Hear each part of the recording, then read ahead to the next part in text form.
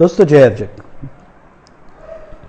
आज का सवाल कि सेकुलर और बुद्धिजीवी वर्ग मुसलमान को दोष क्यों नहीं देता, मुसलमान को गाली क्यों नहीं देता, इस्लाम के खिलाफ क्यों नहीं लिखता।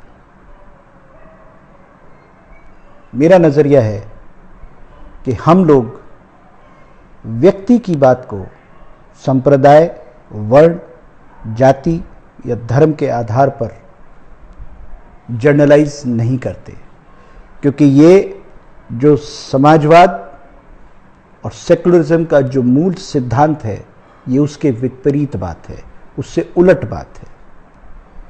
इसलिए हम उस तंगदिली, उस छोटी मानसिकता के लोग नहीं हो सकते जो सिर्फ किसी एक व्यक्ति के किसी आचरण के आधार पर उस व्यक्ति के संबंधित पूरी जाति, पूरे वर्ण, पूरे धर्म को ही कटघरे में खड़ा कर दें।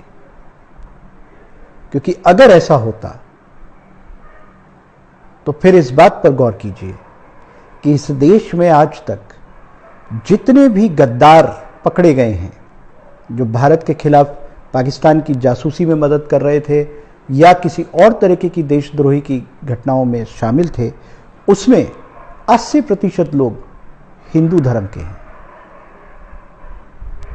और वो जो हिंदू पकड़े गए हैं उसमें भी बहुसंख्यक मात्रा में ब्राह्मण, वैश्य और क्षत्रिय वर्ण के लोग हैं।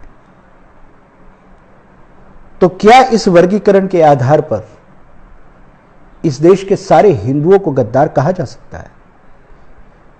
क्या इस आधार पर इस देश के सभी ब्राह्मणों को गद्दार कहा जा सकता है?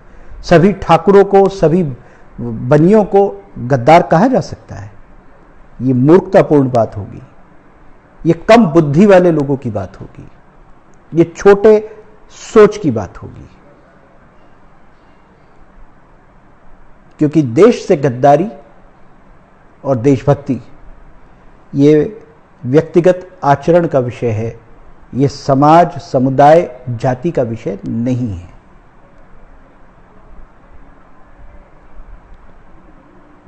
जरा सोचिए। जय अर्जक, जय भारत, जय समाजवाद।